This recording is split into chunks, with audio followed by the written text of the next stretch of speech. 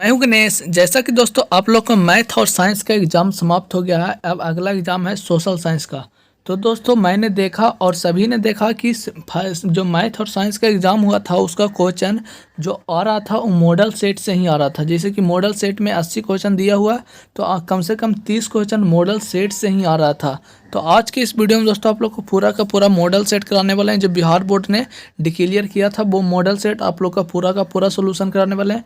आप लोग first seating से हो या सेकंड सीटिंग से आप लोग वीडियो को लास्ट तक बने रहिएगा तो आप लोग का पूरा अच्छे से आप लोग का समझ में आ जाएगा कि आप लोग को कितना कितना तक आता है।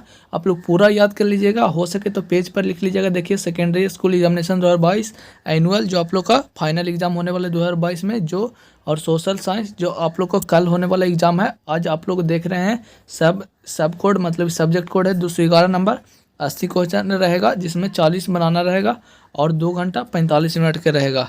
आप लोग ये सब पढ़ना होगा तो पढ़ लीजिएगा, तो सीधा आप लोग क्वेश्चन पर आइएगा। आप लोग पूरा का वीडियो लास्ट तक बने रहिएगा तो आप लोग का पूरा अच्छा सा समझ में आ जाएगा। देखिए ये पहला बोल रहा है हिंद चीन में सब बसने वाला फ्रांसीसी कहे जाते थे। तो हिंद चीन में बसने वाला फ्रांसीसी क्या कहे जाते थे? तो में फ्रांसीसी, बी में शासक वर्ग, सी में कोलोन, डी में व्यापारी। तो कोलोन कहे जाते थे। सी आंसर सही हो जाएगा। चलिए आगे चलते हैं। दूसरा बोल रहा रॉलेट एक्ट कब पारित हुआ? तो रॉलेट एक्ट कब पारित हुआ? तो कब हुआ था पारित? तो 1919 में। ए आंसर हो जाएगा सही।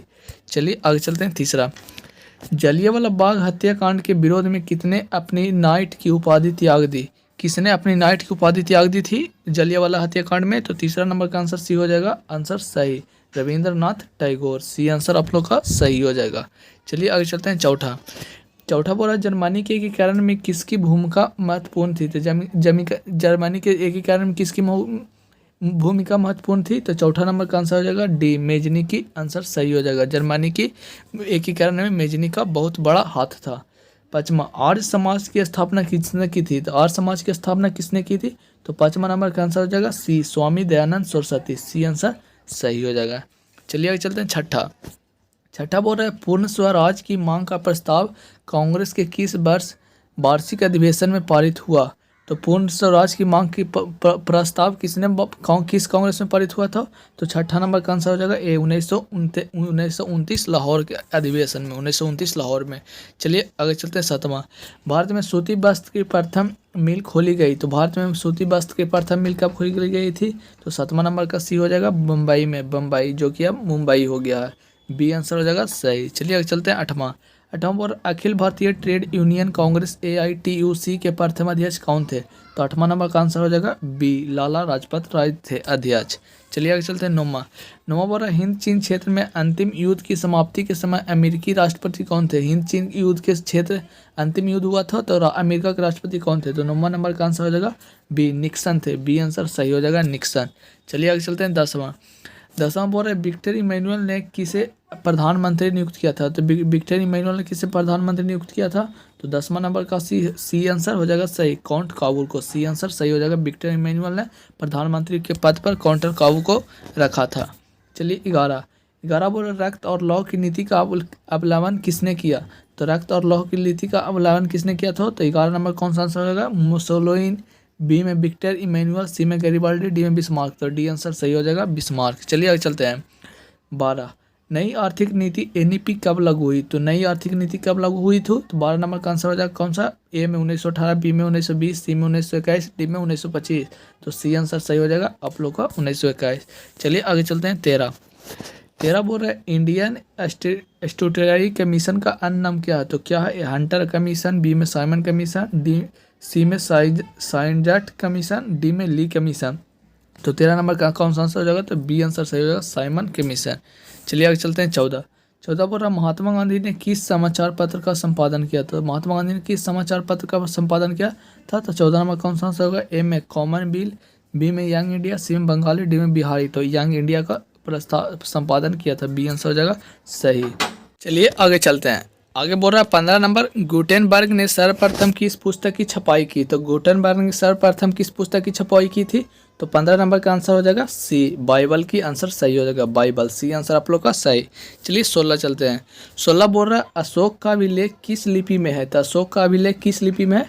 तो 16 नंबर का आंसर हो जाएगा ए, ब्राह्मी लिपि। ए आंसर सही हो जाएगा, ब्राह्मी लिपि। अशोक का अभिलेख ब्राह्मी लिपि में है। चलिए आगे चलते हैं। 17 बंगाल विभाजन कब वापस लिया गया था? तो बंगाल विभाजन कब वापस लिया गया था? ए में 1905, बी में 1907, सी में 1911, डी में 1912। तो 17 नंबर कौन सा आंसर हो जाएगा? 17 का सी आंसर सही हो जाएगा 1911 में। बंगाल विभाजन कब हुआ? तो 1911 में। चलिए आगे चलते हैं। 18 रूस में कब दास्तव समाप्त किया गया था? रूस में कब दास्तव समाप्त किया गया था? तो 18 नंबर कौन सा आंसर हो जाएगा? ए में 1861, बी में और 1865, सी में 1870, डी में 1873। तो इसको हम कौन सा आंसर हो जाएगा? तो ए आंसर सही हो जाएगा 1861 में। चलिए आगे चलते हैं। 19 बोल रहा है किस सम्मेलन में 1 मई को मजदूर दिवस मनाने का निर्णय लिया गया था? तो कौन सा इसको मैं आंसर हो? तो 19 नंबर का बी आंसर सही हो जाएगा। द्वितीय अंतर्राष्ट्रीय सम्मेलन में 1 मई को मजदूर दिवस मनाने का योजना किया गया था, निर्णय लिया गया था। चलिए आगे चलते हैं। 20 बोल रहा हो ची मिन की सरकार थी। हो ची मिन की सरकार क्या थी? तो 20 नंबर का आंसर हो जाएगा बी, उत्तरी वियतनाम में। उत्तरी वियतनाम में आंसर सही हो जाएगा। चलिए आगे चलते हैं। 21 बोल रहा बार एंड पीस किसने लिखी?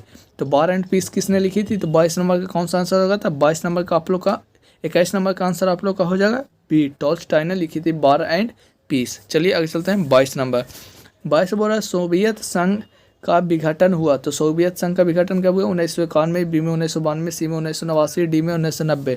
तो सोवियत संघ का विघटन कब हुआ था? तो 22 नंबर का आंसर ए हो जाएगा सही, 1991 में। चलिए आगे चलते हैं। 23 बोल रहा पटना को अजीमाबाद का नाम किसने दिया? तो पटना को अजीमाबाद नाम किसने दिया था? तो 23 नंबर कौन सा आंसर होगा? ए में अकबर, बी में अजीम उस शान, सी में बाबर, डी में हुमायूं। तो इसका आंसर हो जाएगा बी, अजीम उस शान। बी आप लोग का सही आंसर हो जाएगा। चलिए आगे चलते हैं। 24 बोल रहा है पाटलिपुत्र नगर की स्थापना किसने की? तो पाटलिपुत्र नगर की स्थापना किसने की? ए में बिंदुसार, बी में चंद्रगुप्त, सी में अजातशत्रु, डी में इनमें से कोई नहीं। तो 24 नंबर का आंसर आप लोग का हो जाएगा सी, अजातशत्रु ने। सी आंसर आप लोग का सही हो जाएगा। चलिए आगे चलते हैं। 25 नंबर 25 बोल रहा है भारत में राष्ट्रीय आय की गणना किस संस्था द्वारा की जाती है? तो भारत में राष्ट्रीय आय की गणना किसके द्वारा की जाती है? तो केंद्रीय सांख्यिकी संगठन। ये आंसर सही हो जाएगा सेंट्रल स्टैटिस्टिकल ऑर्गेनाइजेशन। चलिए आगे चलते हैं।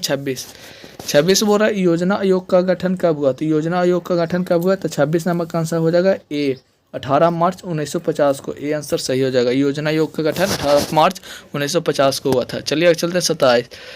27 बोल रहा उत्पादन के साधनों पर निजी व्यक्तियों का स्वामित्व होता है। तो क्या इस 27 नंबर का कौन सा आंसर होगा?